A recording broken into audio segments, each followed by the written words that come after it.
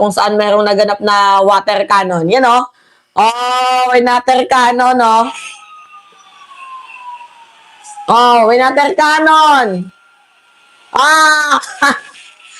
ah!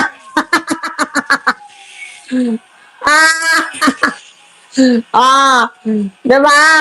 Ah, kita ninyo, may water cannon. Ano bang pinaglalaban ng mga yan? Diba araw ng kalayaan ngayon, tapos ang gagawin ninyo, manggugulo? Diba? O kaya sige, palamig muna kayo.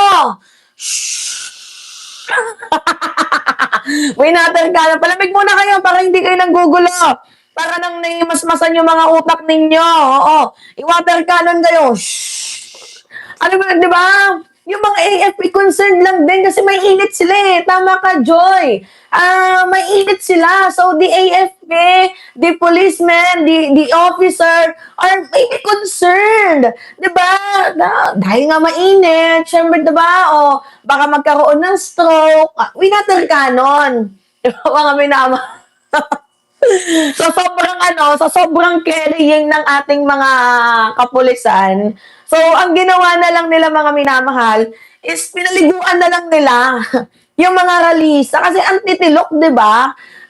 Independence Day ngayon, araw ng kalayaan, please naman. 'Di ba? Ang iinit ninyo, ano ba yung mga pinaglalaban ninyo? Kaya itong ginawa mga minamahal na pinakita ko sa inyong video ng armed forces, ng mga kapulisan, actually deserve naman to eh. Ito, ulitin natin yung video mga minamahal. Ulitin natin, tingnan niyo yung Ayos ating gatang.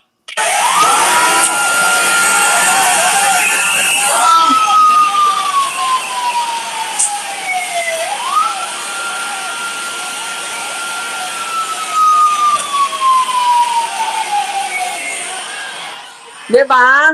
Walang nasaktan. At least, naimasmasan pa yung iba. Diba mga minamahal? Good job sa ano ngayon?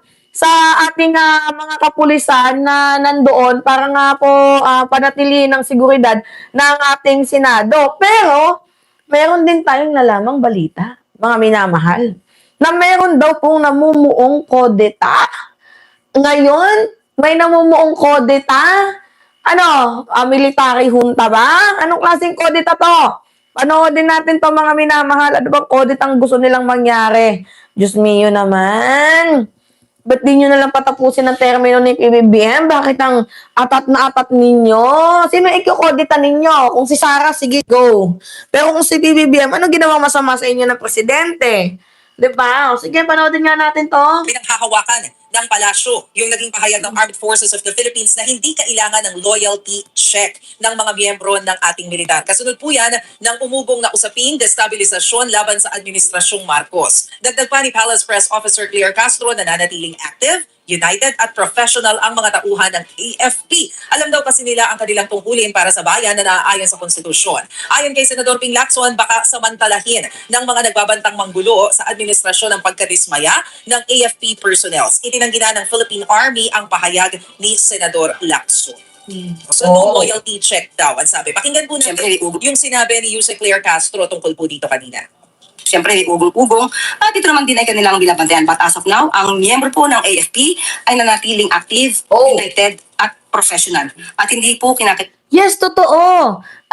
The AFP should be, loyal to the countrymen, not to a certain politician. Yes, pwede kayong magalit, pero as a, working on the government, 'di ba? Kailangan ninyong sundin ang pinangako ninyong sumpa dito sa sa ating konstitusyon, sa sumpa ninyo bilang may katungkulan sa ating gobyerno.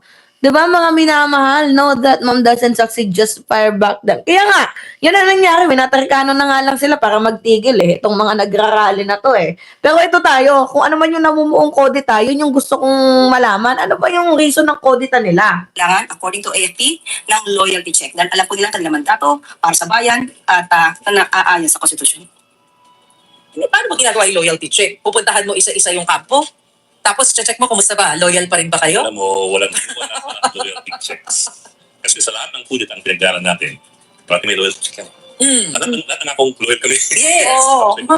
Biglang gulatan. May change of mind naman daw. Pwede naman mag-change of mind. Pero pwede ba talaga? Or dapat, dapat hindi? Kasi yung loyalty mo. Well, you're not used to the Constitution Oo. and by inference to the chain of command. So, Kasi siya Siya yung lang naman, chief. eh di si Presidente. Yes. by inference, ganun ngayon. Oo. So, So, yun yung dapat kaso yun. nun, oo. Of course, we've seen that break over the years. Oo. With some cases which are clear than others. Like, for example, yung EDSA Revolution. There was a clear break from the chain of command. So, yun, klaro na yun. It was coup d'etat. A-failed coup d'etat. Pero kasi may makikita ka rin ng mga Again ha, mga minamahal, uulitin ko. Yung gobyerno, hindi naman yan tatanungin, oy, loyal ka pa ba sa akin? Oy, ano na yung mandato mo sa akin? Hindi. Kasi yung AFP mismo, pwede silang mag-change ng kanilang utak. Sasabihin loyal, pero eto, meron na palang tiradang gagawin. Pero as of the moment, nakikita naman natin, di ba? Yung kampo ni General Browner, yung kampo ng ating ni Nartates, ng kapulisan, is hindi naman kumikilos against the government. Walang kilos na nangyayari. Di ba? Mga minamahal, wala tayong nakikita sa hindi ako maghuhusga pero wala pa tayong nakikita mga minamahal na yung mga kapulisan mismo ang nagsusulong na ito pabagsakin na natin ng gobyerno. Wala. Kumbaga yung mga tao lang na yung mga tao lang dyan na inutusan yung mga tagpa 500 pesos. Yan lang yung inutusan na pumunta dyan sa para manggulo. Siyempre, Independence Day ngayon. Sa madaling sabi, walang trabaho, holiday. So, sinamantala nila itong holiday na to. Mga minamahal, sinamantala nila yung holiday na to. Mag-rally tayo, may pagkakakitaan tayo. Ngayon, na winter cannon kayo, galit na galit kayo. Diba, mga minamahal? So, anyway, sa ating mga kasundaluhan, kapulisan dyan, napakamalaking saludo at napakamaraming salamat sa ginagawa ninyong pagsuporta sa ating gobyerno, pagsuporta sa ating konstitusyon, at pananatili na yung inyong loyalty ay sa mamamayang Pilipino. 'Di ba? So hindi nangangamba ang palasyo. Kasi walang numero ang mga malalaking grupo para pabagsakin si PBBM, patalsikin sa Malacanang, lusubin. Kasi alam niyo, ganito yan mga minamahal. Kahit sabihin na lang natin na hindi totoo yung banta, pero tinitake yan na serious ng ating AFP. So nagmamasid din yan yung mga yan.